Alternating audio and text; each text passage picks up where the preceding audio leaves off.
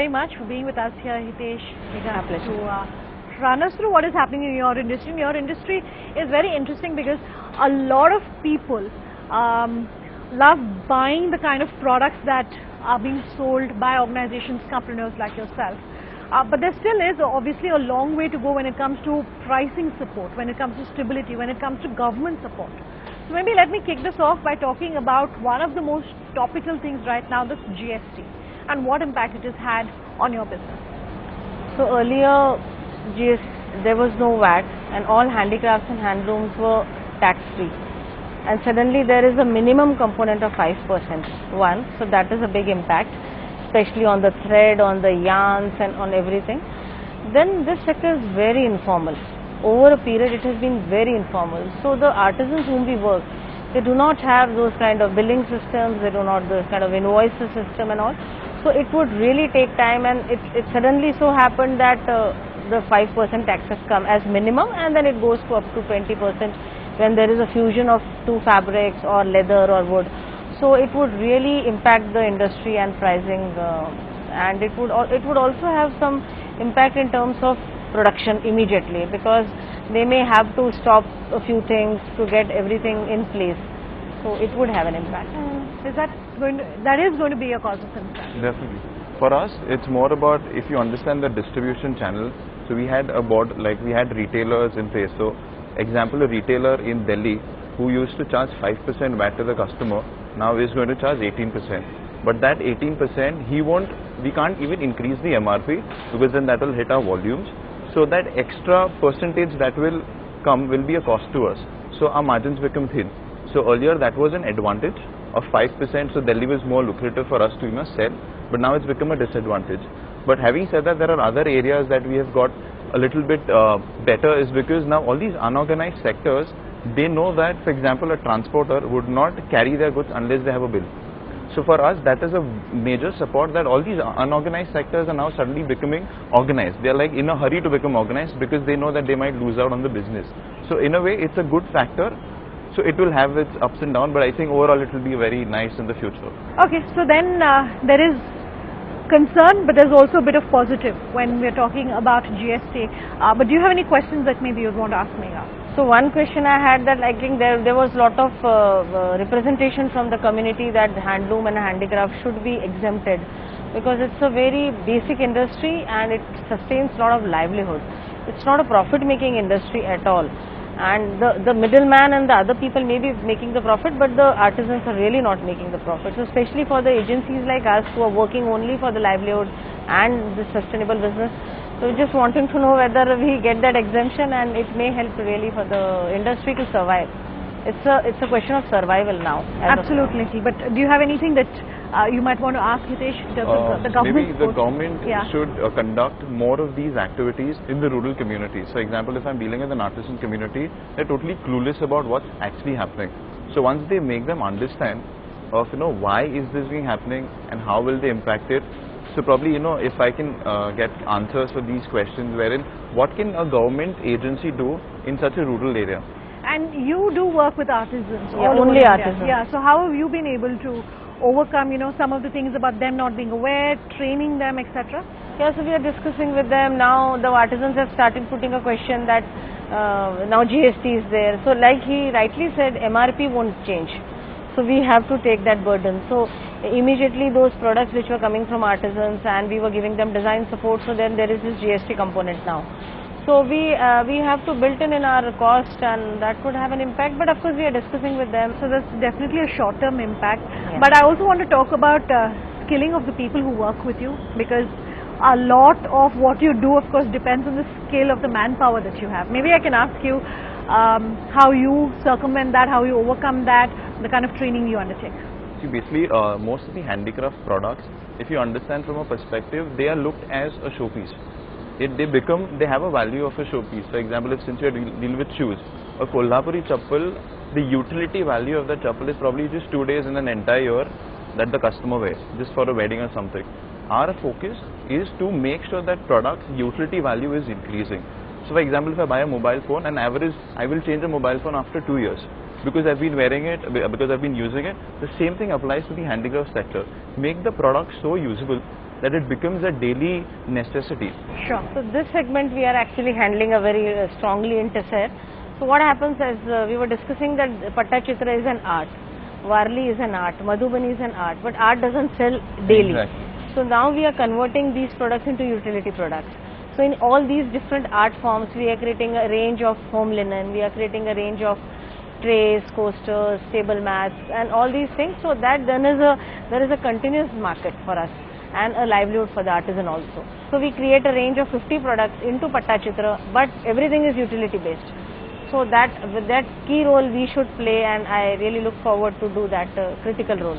Does pricing then become a question when It you're is. competing with people who are taking this art form, taking designs, and then duplicating it and sort of multiplying it to ensure that they get the volumes and therefore price comes down, versus having an actual piece of art which is worth its Totally, it's like price? having an original painting done by somebody and then photocopies or screen print of that. So it will be huge difference. I mean, the price goes by 1/10 or even so much percentage.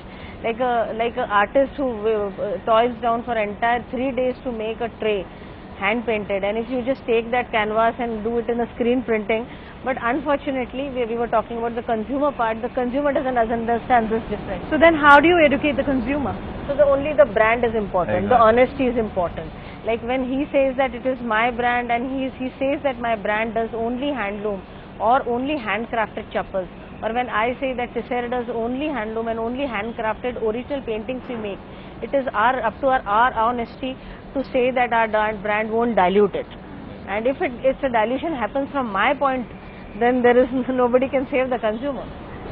But how are you working with your clientele, your customers? One is you're saying that of course it's the quality, etc. But two is also ensuring that the utility is going up, and therefore being able to also create that customer base. Exactly. So our products, the main advantage of an handicraft industry, the main USP is that they're unique.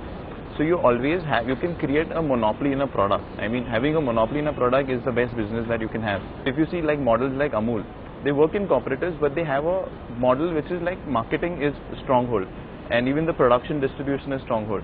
So if you understand in those lines, a handicraft industry as a whole needs a model like Amul, wherein the front end is very professional. You need professional people to manage rural artisans, and the structure fits in very properly. I agree with him. In terms of the government's role also then? So government has the biggest role, because as he said, all custody of the artisans is with the government, because the government creates those artisan groups, the government creates these cluster groups, and having a professional agency to support them does not happen in a government environment. And that is why over centuries this industry has been in doldrums and informally.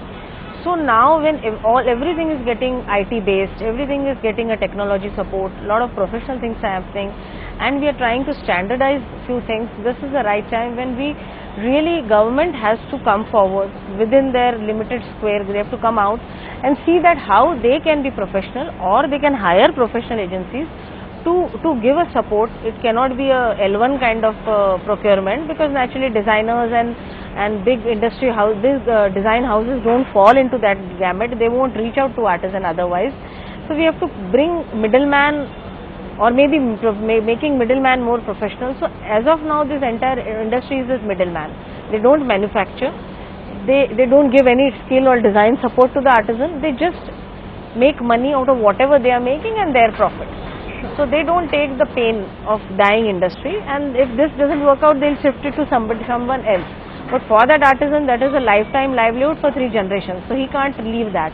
So then here the government has the biggest role to play, where they can bring all critical stakeholders into a particular line of thought or end-to-end kind of working system, which will really help the industry in years to come. Okay, I want to talk about branding and marketing and the role that plays. One, of course, is the role the government plays and the support the government gives. But for example, having a name like yours, a catchy, quirky name like the one that you have for your brand, how important is it? What would you want to tell our MSMEs and entrepreneurs about building that kind of a niche, that kind of a market visibility using a brand name like that? Exactly. I mean, the brand name plays a major role. So whenever an urban youth listens, like they come to know about a name, they think it's quirky, as you said. So they want to know about what the product is. And once you make the customer reach to you, then you have the channels design of how the customer will go, how will his buying cycle be, that you can define. But as you said, that marketing is the catalyst which helps you do all of this, the other aspects of a business. So having a brand name is very important. For example, we launched in USA with a totally different brand name called My Desis. We just realized a US audience would not like a hangover in the name. So just to stress on the point of how a name can be important, so My Desis is a US business name. And then we are doing it in an American way. We just realized that we cannot even do, the marketing approach cannot be like the way we are doing in India. So we need an American way to do it. So you need all of these things to even support these handicraft industry. At the end, what am I doing? We're supporting the handicraft industry, but we are doing it in a professional way. So it is very important to have a good brand name. Okay. What about technology then, and the role that it plays in this industry? I think technology is really important to communicate with the artisan, to link them to a different kind of customers altogether. But then again, branding is also important. And as of now, the artisan products or self-help group products, as I work with National Rural Livelihood Mission, and I realize that they don't have a brand. But then nobody thinks of that this product would be good, it would be highly finished, it would be a design style and all. So here it is really important that the government and they work hand to hand, and then branding is important. So a brand has to be created, be it through government or but we need to bring this artisan products into a good brand which people look after, that this is the brand, and there is a sustainability component, there is a artistic component, and there is a basic professional there, that if the order is placed, the product would be delivered in a certain kind of timeline with that kind of finish. So that all is required as a part of this end-to-end supply chain. Sure. All right, thank you both very much for being with us here tonight, and some of the questions that both of you have raised, hoping that it will get resolved at the very earliest, especially on GST. Thank you all once. Thank you. That wraps up tonight's episode of Leaders of Tomorrow. If you have anything that you want to say to us, or you want to be featured here on the show, you can always write in at leadersoftomorrow@timesgroup.com, on social media. Tweet at me personally at Sunanda_J or LOT_ET now. Our Facebook page is Leaders of Tomorrow on ET now. You can also call us on that number you see on your screen. We love hearing from you. Thanks for watching. Have a good night.